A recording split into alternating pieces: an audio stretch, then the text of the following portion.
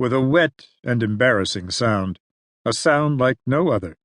A human brain came loose from its skull, and, dripping thick, clotted blood and fluid, hung suspended in the hands of the chief medical examiner of the city of New York.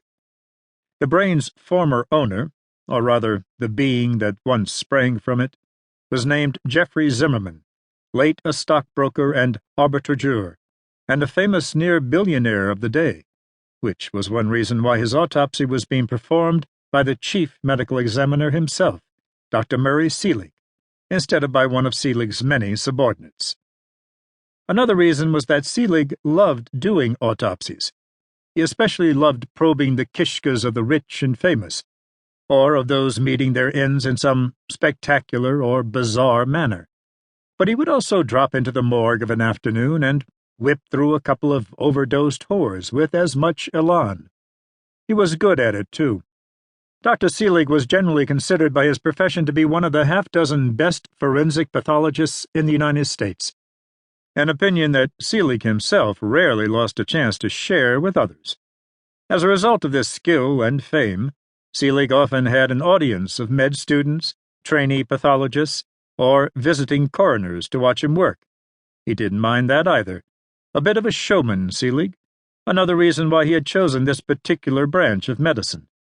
He liked appearing before press conferences and giving the straight poop on how some particular leading light had been switched off. The audience today, 3 first-year downstate students, one now looking quite green, and the medical examiner of a county in Texas, saw a shortish, perky-looking man in his late 40s, with an aureole of frizzy hair over a balding forehead, big black horn rims, and the neat brush of a mustache.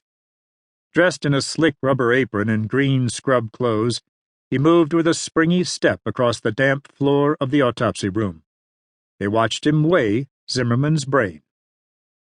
Seelig read the weight into a microphone suspended over his head. 1,352 grams, about average for a man. He then placed the organ on a steel tray and began to investigate what had, until the night before last, been quite the most valuable 3 pounds of meat in Manhattan. Now he became totally absorbed.